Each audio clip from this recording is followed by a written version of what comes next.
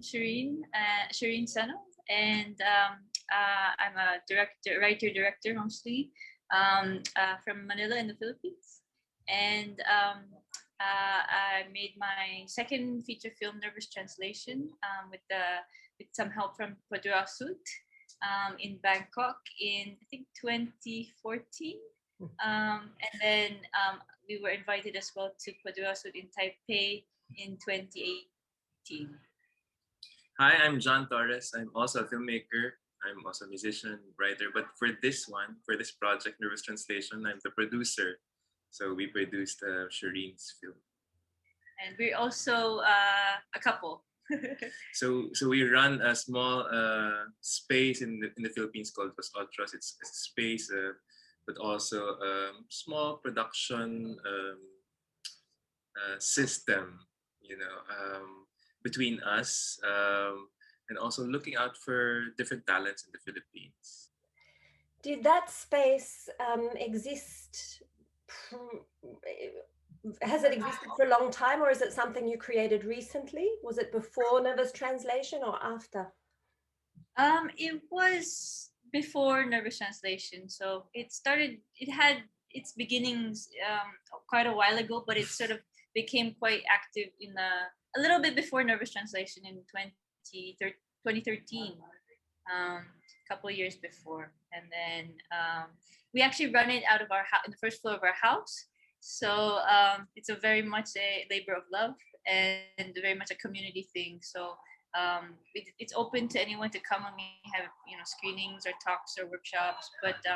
But it's mainly a community through our network, through friends and colleagues that we've worked with over the years. In mid 2000s, it started off really as our own excuse to meet people.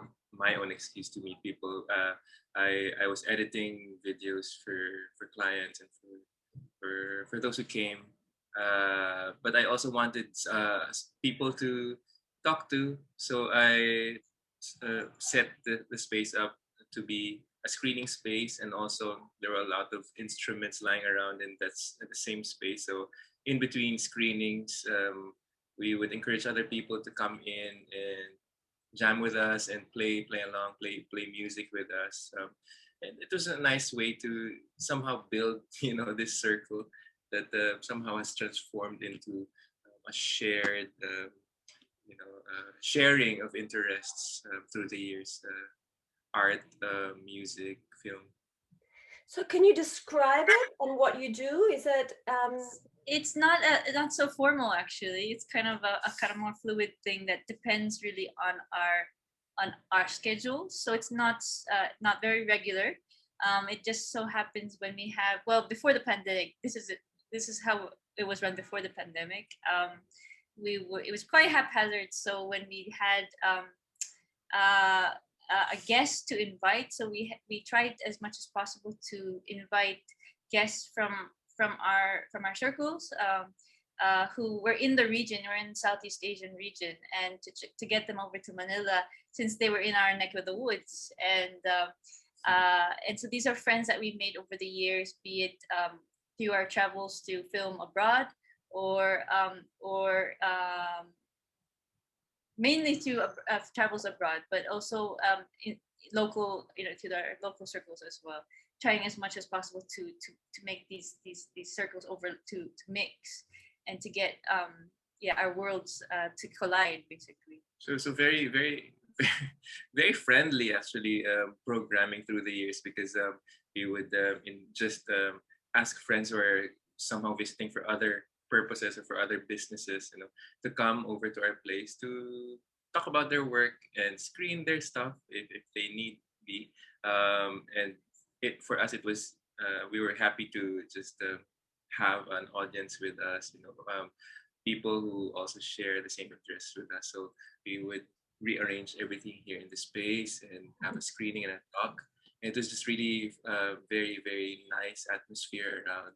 And through the years, we've been, happy to have seen the space and the community grow. We even some visitors even leave a part of their tools here So now we have a DIY film lab, for example, because somehow they see us benefiting from their own, you know, practice in that way. Film lab, as in like celluloid, 16 millimeter small gauge film. So yeah, so we have like we can process our own small gauge film, and yeah, very DIY, but it is a whole movement going on all over. It was actually in Nantes that I was able to attend a workshop, a meeting of all these artist-run film labs from around the world, and it was such an amazing event and community to be a part of, and realizing that it's quite a formidable a group of people and that are doing this around the world. And so it was like a sharing of knowledge and skills, and the older generation really just sharing passing on what they wanted to pass on to the younger ones, and it was just very, very generous. The last activity we had, so of course before the pandemic, was we were fortunate to have a couple from Australia from this thing called Nano Lab.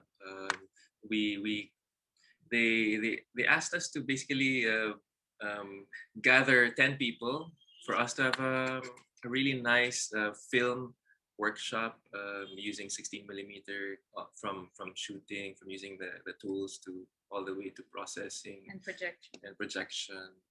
So it's quite nice, and everything for free for the others who will join. So it's quite a nice thing that we were doing through the years until, of course, everything stopped. 2 years ago. It sounds like it's met a need that's there within your local industry. Could you help me understand what the status of that industry is, what the infrastructure is, because you've seen other industries around the world, and I have no idea. I have no idea of whether there's state funding, whether people have access to what sort of equipment, what size crews are, how you go about shooting. So in the Philippines, we had been making a lot of films. In terms of mainstream output, industry output, in fact, every year, it's usual for the Philippines to make more than 100 features in terms of commercial films. In the region, I would say we're kind of in Southeast Asia. We were really making a lot of films through the years. It's been a very, very healthy industry through tough times, even in the 90s and 2000s until now.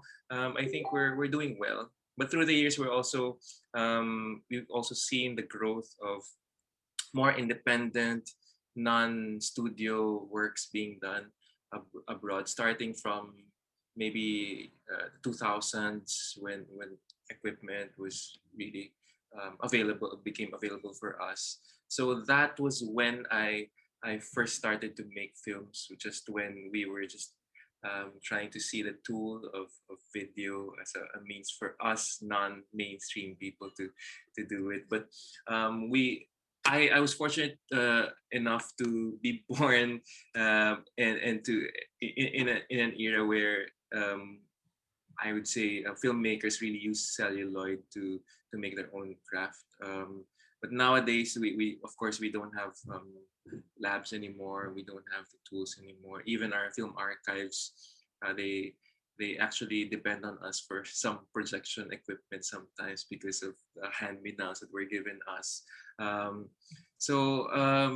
It is now in the Philippines. A lot of, I would say, the output comes from independent producers, those out of the studios.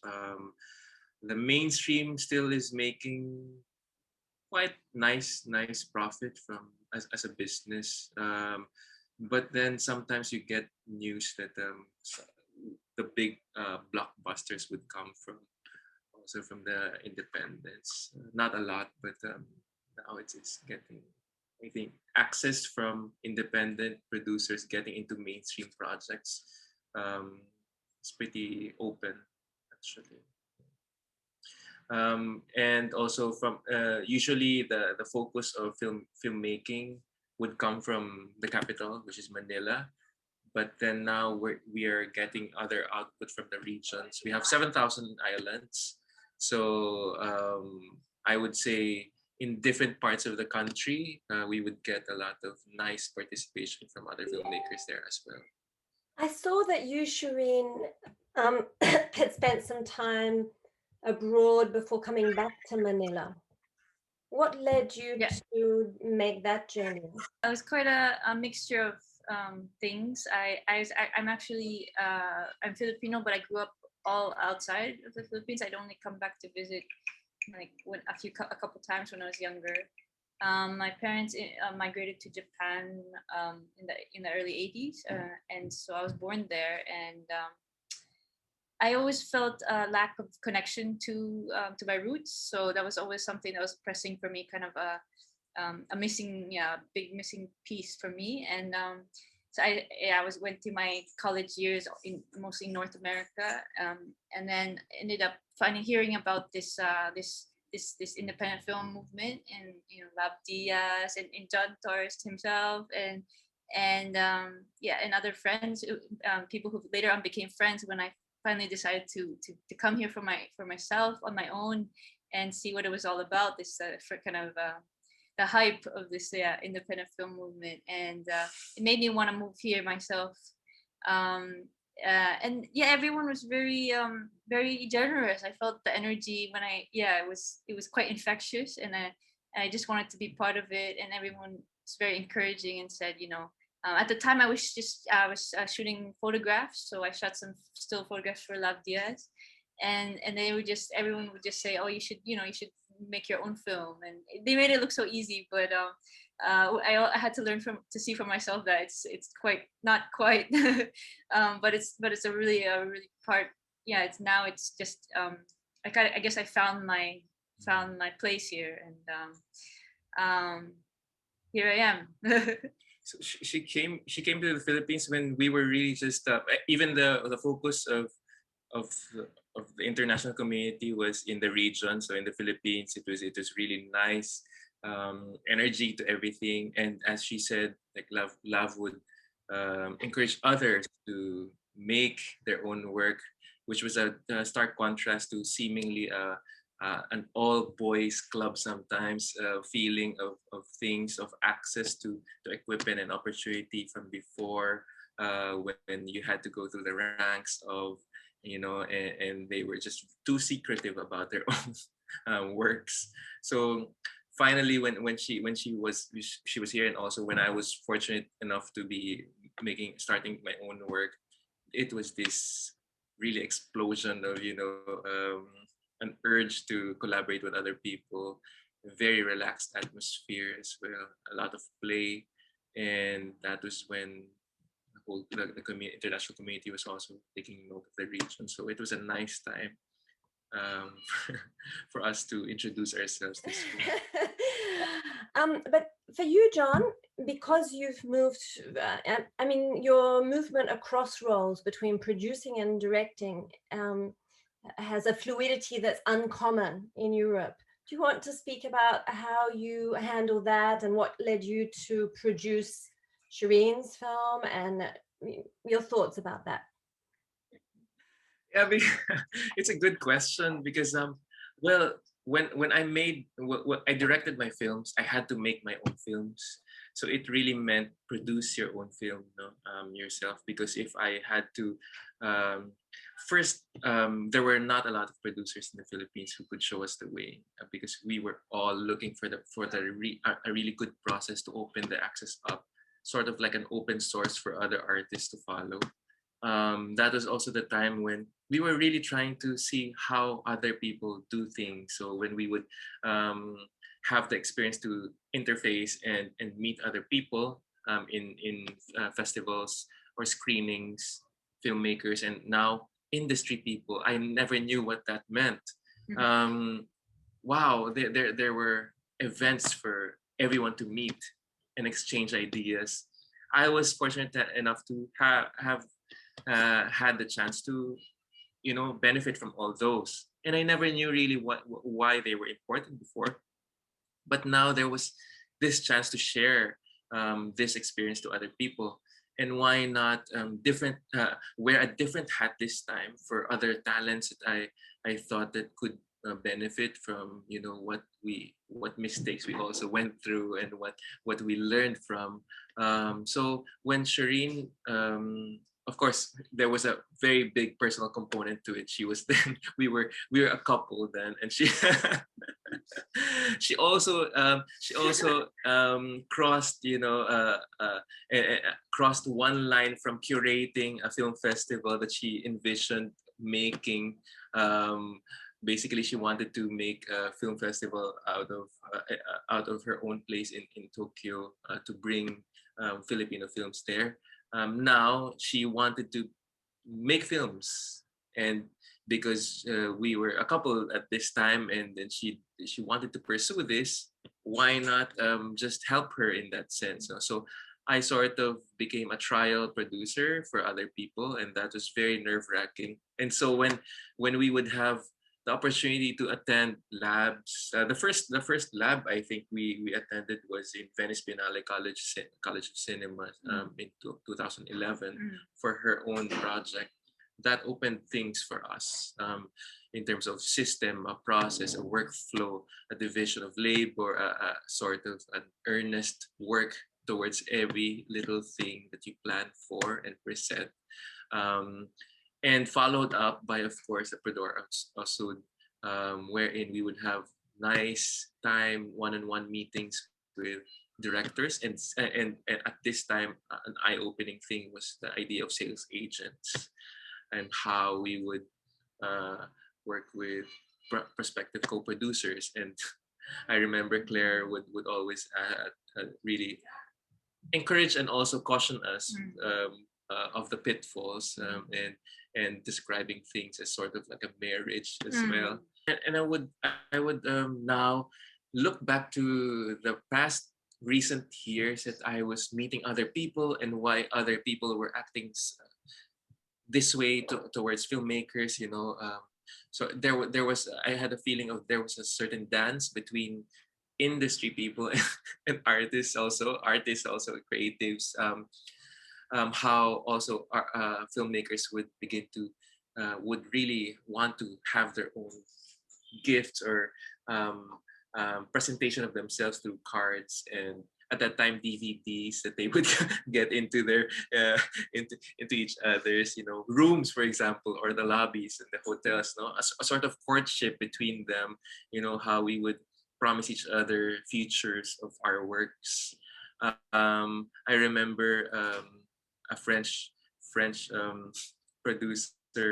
producer invited me, for example, to their place, so that they would meet. We would meet about ideas and a project for a future. I never really, me being a very friendly Filipino, I would be open to a lot of these things, no? But I never really thought that there was a system to all these things. There was an industry, there was a infrastructure, a business that would be rolling on because of this, and with our, and that now it made sense because of the meetings we had in Venice and also in Produire Sud.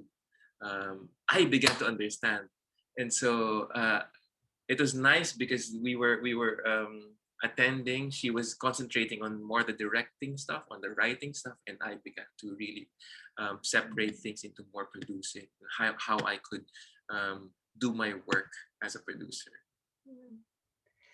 That's very interesting, and it's a good way to go into talking about Produire Sud. But just before I do, I'm wondering, do you manage, where you are in Manila, to live exclusively from your filmmaking activities?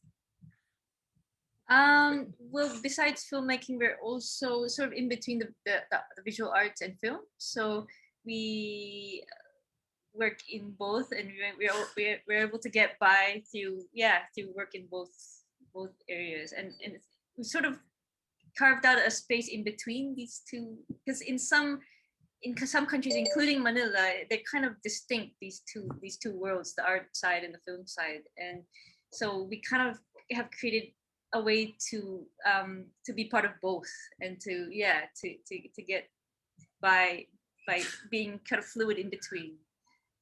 And apart from that, I think reflecting on those years now, there was this separation that we had to um, have a wall between the private and the professional.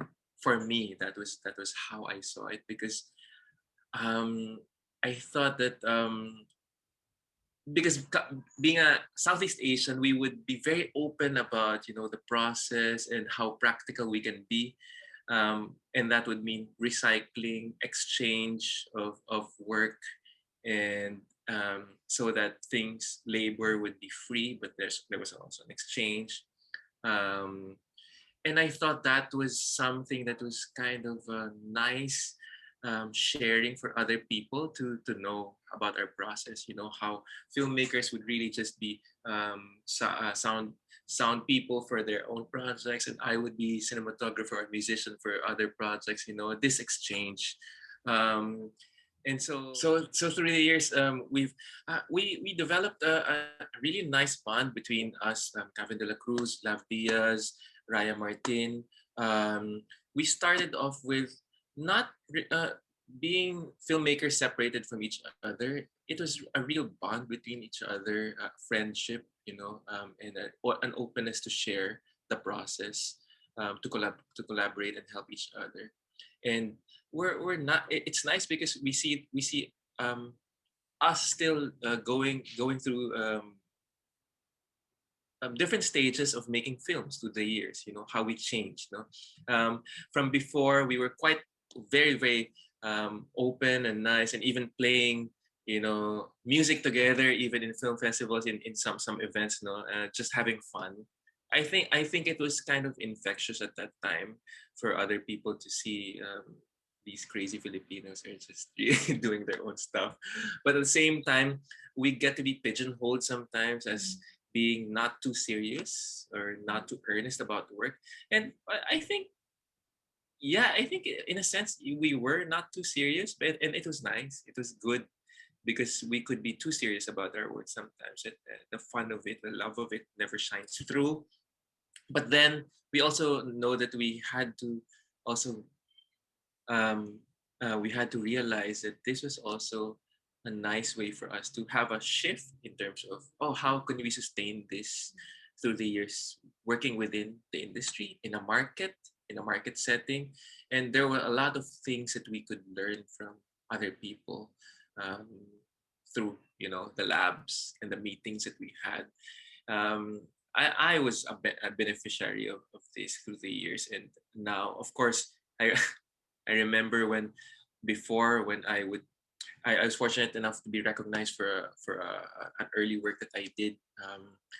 My first feature film got an award in Vancouver, for example, and I could remember all the people were there, and I didn't know how to express my joy, but I really wanted to encourage other people to just do their stuff, because basically I made my own work really low budget, and it had I think it had a nice prize money to it. It was a bonus, and so I was thinking, in terms of business, I'm now making profit. No, and so during my speech, I would say, oh, this money is so nice. I think I could make 3 more films out of this. No, so it was just a small sum, and it was very practical. And I really thought that, hey, because I made this film for so and so money, I could make 3 films. It was just a small amount, but yeah, it was more an encouragement for other people, and I could now hear them. Some of them were clapping and just being behind me, but also maybe some of them would just say, "Oh no." Yeah.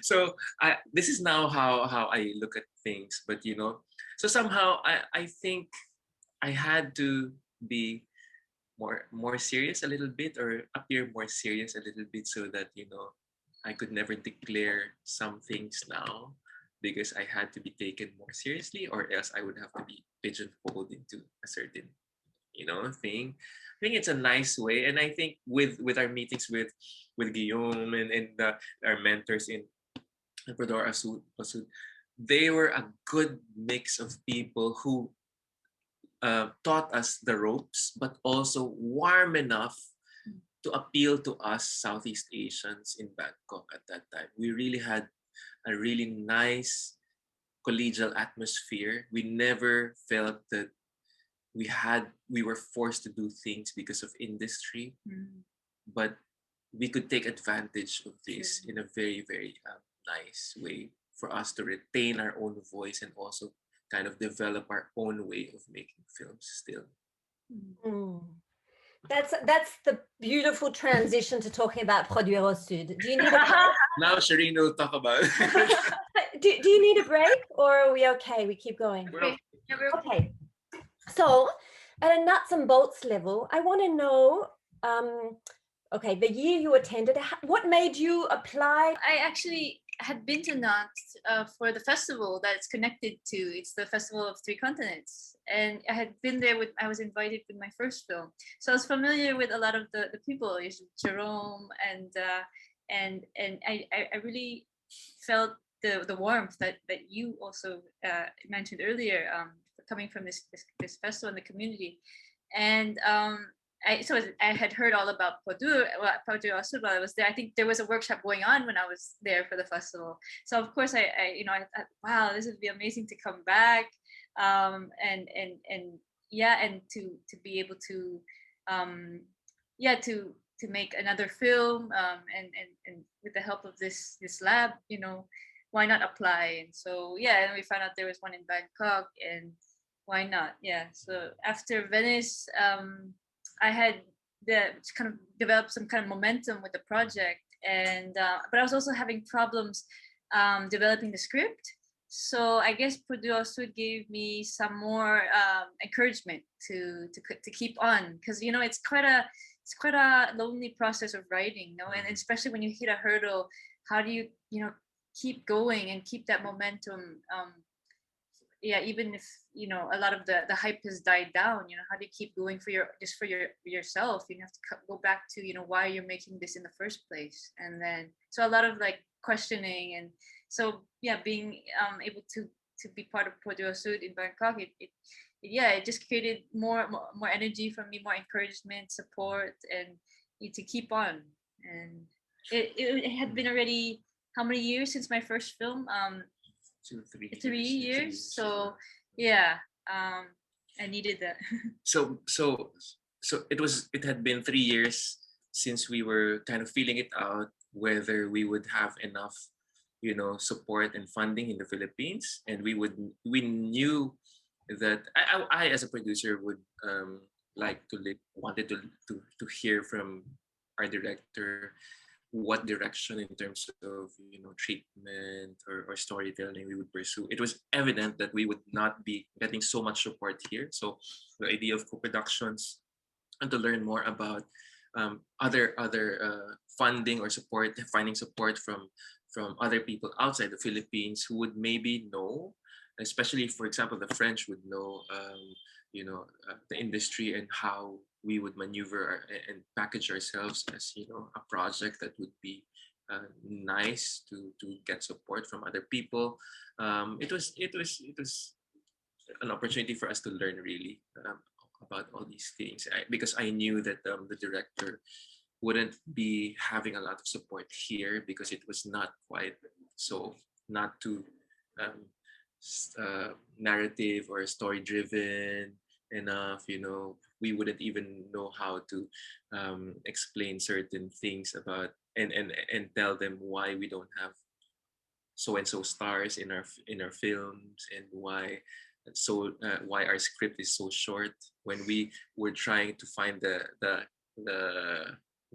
the words to describe how we would take our time and immerse in a scene for this character in the film. So. Could you just take a step back from there, because you mentioned having been to Venice beforehand? So could we just follow the journey of the project itself? So we're talking about Nova's translation, and it began as what? I had an idea for a film. It's a strange way to get. I guess a lot of filmmakers do get ideas through their dreams. But I had this dream that I had to look for this pen for nervous translation. In the dream, that it was called a pen for nervous translation, and I was told to go to my relatives to find this pen, and I just loved the absurdity of that phrase, and I wanted to figure, what to do something with that. So I started to write, and always, there's these open calls for these things. Like, I think this was the first edition of Venice Biennale College Cinema, so I was kind of curious, what this was, and you say, okay, why not apply? And I was just getting started with the script. I mean, I had some a very a thin script, but I had something there to apply with.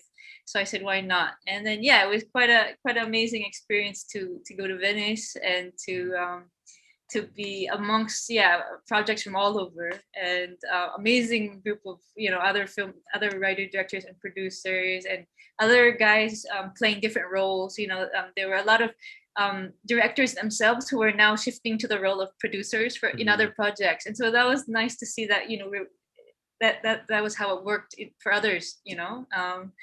And it was just also, besides being there's a chance to to be funded. They would be selecting 3 projects. There was also this. So it was our first time to also do a pitch. First time to pitch. So that was kind of pretty nerve-wracking, because I always thought at that point, if we just tell them that we're really good people and just having a good fun dream and trying to make a film out of it, that would be enough. And of course, we had a rude awakening of sort. It wasn't never enough. We would have to work on the craft, and we would have to craft things through. And so we had to be coached. We had to know the details and also take a lot of coaching from other people. I think we learned as much from the mentors as from the peers. Just reviewing other projects and how they did things, and also how they pitched as well. It was really great to be amongst others. So it was really one big heartbreak, that to not get the funding for it, because I think we were 15 projects, then, and they chose 3. So I remember when after we did our pitch, of course we would cry about our own mistakes during the pitch, together, and because it was our first time to do it, and no one told us about this. Going back to Manila, riding a plane, we would console ourselves with our future. How now should we do it? Now we had to go back to the Philippines and see how we could find support. And for 3 years, I never, I didn't want her to just go speed through the process and do a fast track of the process just because of industry, just because of all these things. She had to take her time, and I gave her space for that. So it was when we got this opportunity to meet Claire and Jerome and Pimpaka in Bangkok, and to revisit, a possibility again of going outside for support for the project. Right. Yeah. I think we were also in another kind of industry setting. This Cinemart is run by the International Film Festival of Rotterdam. And we were there pitching, the project, or meetings, and having pitches as well for nervous translation. And we had this potential collaboration. Like, we had met a potential co-producer, and things were going really well. They were, I had met him. I had seen him speak before, and I really liked him, and seemed to be a really great person to work with. And then so when he was the one to to express interest in my project in Cinemart, I was really taken aback and really flattered. And then it seemed to be going well. It seemed like they really wanted to be involved from the script stage, and then I had been having trouble, as I said earlier, with the script, and there came to a point where I wasn't giving enough enough development in the script in a time frame that was suitable for them, I guess, because then this communication suddenly just dropped, and I was just like, oh, what happened? Like, I thought, we had something going well, it was going well, and then suddenly there's nothing. And so, but then when we went to Produire, I remember Claire and Clement saying, oh, that happens all the time, that's nothing, that's normal, it's no big deal, really, it happens. It really felt like dating and speed dating, and trying to impress other people and find a match. And you're guarded at first, and then you see, oh, there's a connection here, and then there's an opportunity to see each other again. So we met in another city, and we told other people about our stories, and trying to see that, oh wow, this is a good future together. And suddenly there's a ghost, there's ghosting, no? Yeah. There's ghost, they call it that, no? So we basically call it ghosting here in the Philippines, for when you talk about relationships, of course. And we it kind of felt like that, because we're opening our hearts, because there was a courtship, we would not only with the French, but with the Dutch producers.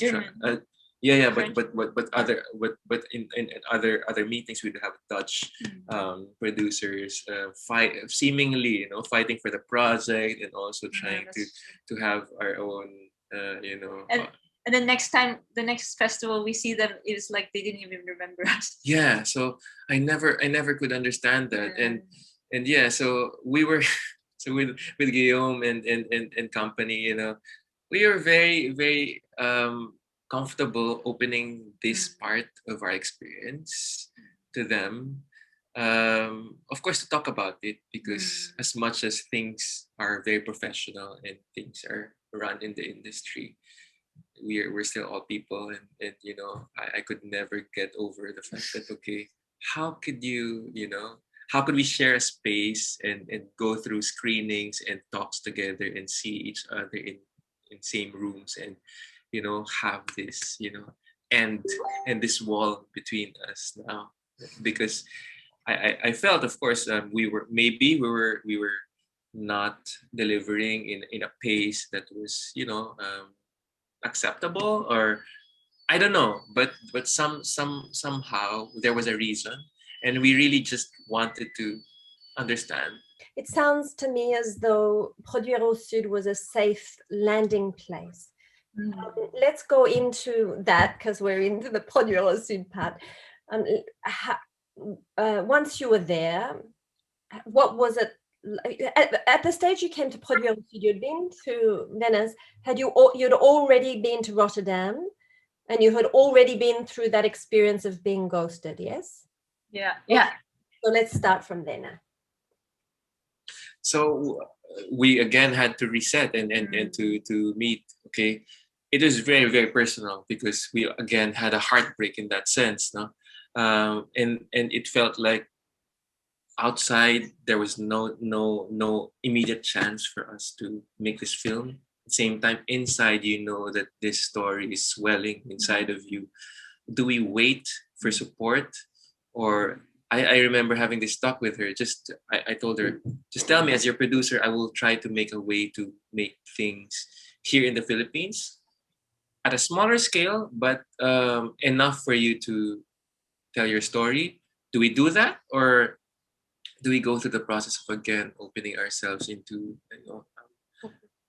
co-productions? It felt like at this time there, I think I was giving her time to decide for herself and not rush things through. But then an opportunity came in the Philippines for her to make her own film, of course at a much smaller scale, but a chance for the work to be produced, but also to be seen in the Philippines in a decent amount of screenings and a system in place. So we took that chance, knowing the lessons that we learned through the years. So basically, we had to just do it, and she really wanted to do it. It was also a long, heartbreaking story how we had to convince other people to give support in this project. But finally, we were able to make it in 2016, starting 2017. We basically were hand strapped to making a film, from finalizing the script, pre-production, production, and post-production within a matter of 6 months. So that was our only choice. Yeah. And in the Philippines, you never really get to choose to get the rights to the film sometimes. So with a much meager amount of resources and so little time, knowing that this film won't be with us, she still wanted to take a risk and just have this story. Because sometimes the story should never wants to wait anymore. It's pretty much, I said, oh, it's now or never. It's gonna get made now or never. And we ended up going with the same company that had financed my first feature. So they have an open call every year, and then they have for scripts, and then you come in and do a pitch, and so they had increased their budget. For my first film, it was now 3 times the budget. But the thing with this company is that if you get picked by them, they give you the production funding, but then they own the rights to the film entirely after 5 years. So you have a small share for 5 years, and then after that you have nothing. So it was, but it was a trade-off, a big trade-off. But I knew that if I didn't make it then it wouldn't happen. So it's just like I just had to do it. I think she was a clear sense from you. It's sort of infused through that Produire was very useful, or even though you did not end up going down the path of a full European Very much, yeah. I suppose I want to understand. I want to really focus on Produire now. I want to understand what you hoped to get when you went there, why you went, what you got, what you didn't get. So we went there. Okay, why did you go there? What? I guess I was having. I guess I wanted some more encouragement, to go to move forward with the project. I had a series of stumbling blocks while writing this film, and I guess on these kind ideas. These things always encourage me to keep going. I mean, Venice was a big encouragement. I was just very early into the script. And then there was a heartbreak from that, and Cinemart, and there's a kind of heartbreak from that as well. And so I just needed another some kind of support, and also to be with other people. I had been writing on my own for a while. I had even taken a trip to the northern to the mountains in the Philippines, and then to try and finish the script, and I was still having trouble. So it was just nice to be around other people and to see other young filmmakers, how they're doing and how they're coping with their own projects, and then and also meeting these really great people from Thailand too. So some of our mentors were some people that we admire. Pimpaka and Soros, some of these people from Thailand were you admired greatly. Yes, and so it was amazing to be able to talk to them in this one-on-one, and to be able to exchange earnestly experiences, because like as we were saying earlier, there's a lot of things in co-productions that that we didn't know were normal things that happen all the time. And so it was really great to get in the regional I guess, as you said earlier, this Southeast Asians in Europe, how we're kind of a currency, maybe even exotic, and so also to be able to share our own exchange experiences with them, not just and not just our Thai mentors, but also our other fellow other projects in the lab, and to. So the other projects were even younger. Yes, I think they were younger filmmakers, most of them. So I think it helped also for them to hear that it's normal, like these things that we had to go through, the heartbreaks and For me, Yeah. it was it was it was an opportunity for me to see how and spend time with the French in a place where we can be more at home in Bangkok. We know we are more familiar with and to be surrounded with that's more Southeast Asians. Mhm.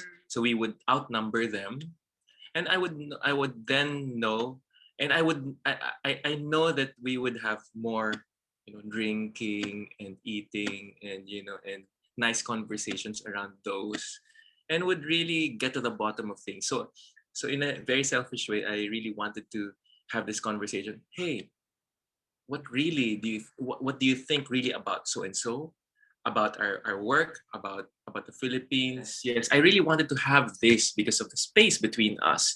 I didn't want to have the separation of the podium and the audience. I wanted to just go with you and beside you and really have even small chats with you, and to even actually know who you are more than beyond what we're doing here. In that sense, I think I was hoping, because we were outnumbering you, and you're in our region now, we could see how we parse language and how we could talk to you, and really have this real connection with you in that sense, and still talk about industry and talk about what we should really work for together, how we can really work together. I think because you had this component, that we're not anymore in Europe.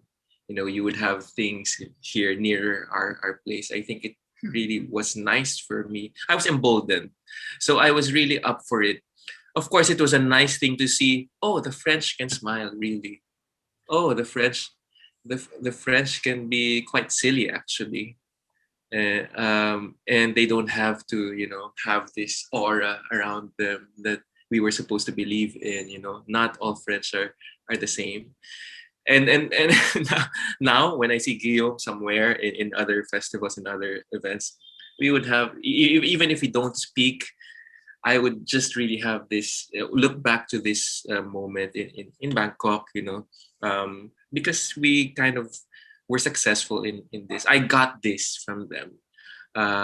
In fact, when the idea of saying, everyone says, yeah, just write me an email and I'll help you with it. But somehow I know that we really, in urgent times, we really could reach out to them in that sense, and even talk to them about, hey, we're idiots, we don't know about this, can you please tell us? um I don't know if other people have talked about this, but even in other forms, in social media, we have this private group, for the alumni who attend, and you could see, their concern for everyone by even just making resources available in terms of files that we could download, forms, that are very that are not taught by anyone here, for us, confidence, even semi-confidential things in terms of templates, that we could do. We really could run to them, in a sense. So coming back from that session, I knew that, of course, there were all the drinking and the eating and the bonding together, and maybe perhaps some of what we learned in Produire would be refresher from different previous sessions from before. I think the more important thing was, having this connection between us, that this is open, in a real sense, that we could be vulnerable and open to each other without being too shy about, looking stupid, or, in a sense.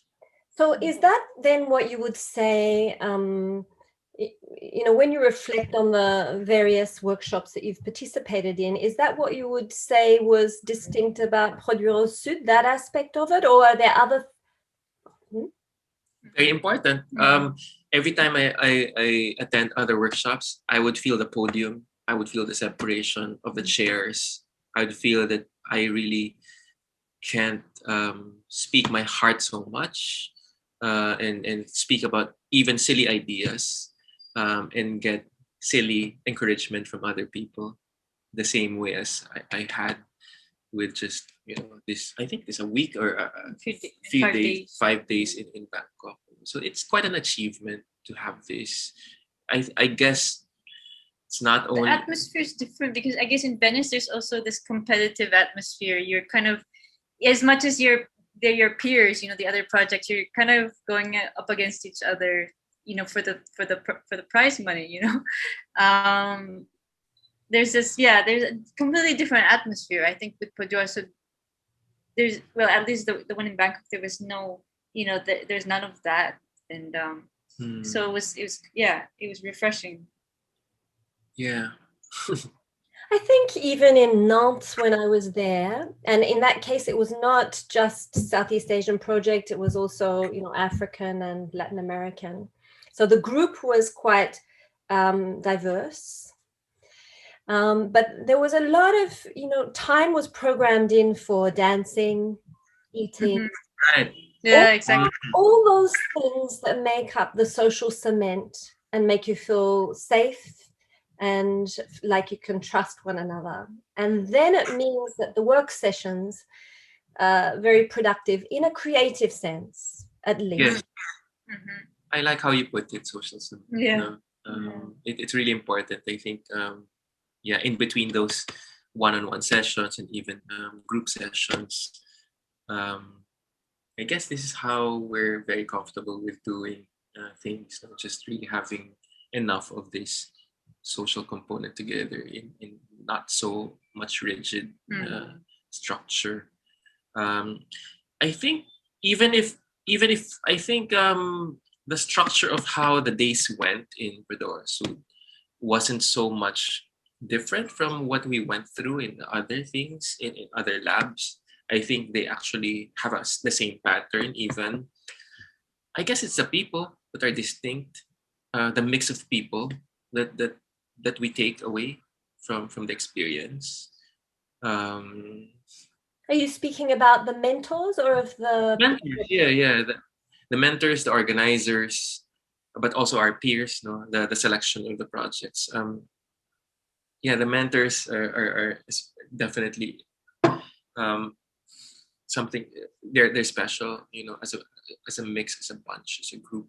We're getting towards the end, but you had gone in there with a need for encouragement to keep working on your script after those other discouragements, and so did it fulfill that purpose? Did you get was it, was the major takeaway for you guys, was it the script development?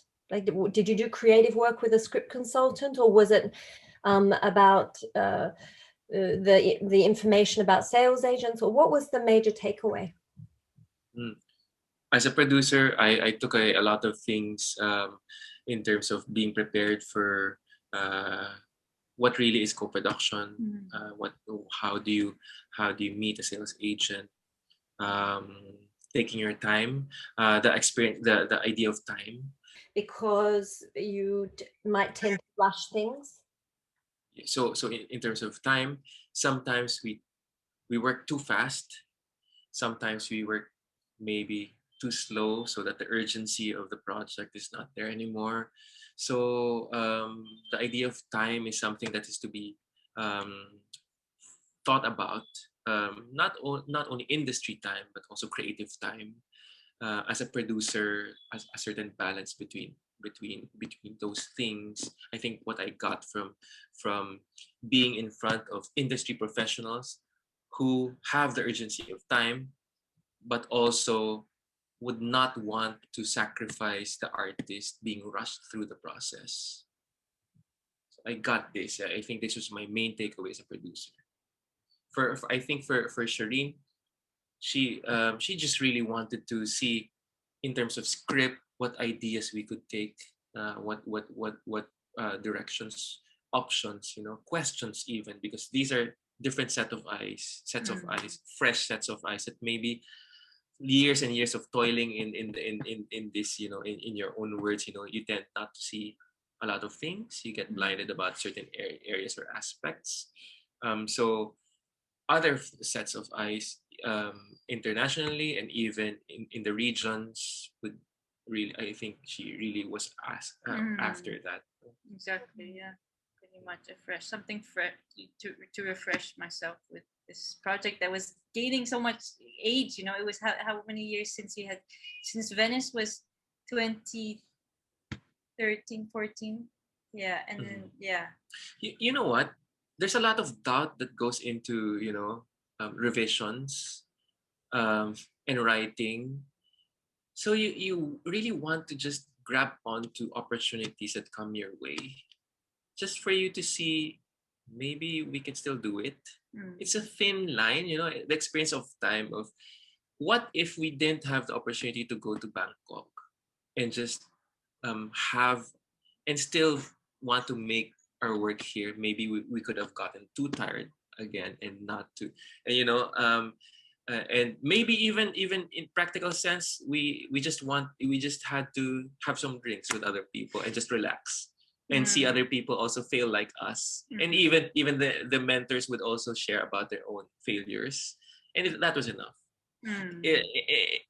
In a sense, we make work about people in our context, in our own place. We tend to forget really this component of it, our own failures, our own sharing of each other, our communing with each other in that sense. So it was perfect timing for us to be there, I guess, because if not, maybe we wouldn't have seen other possibilities at the right time. I truly believe that.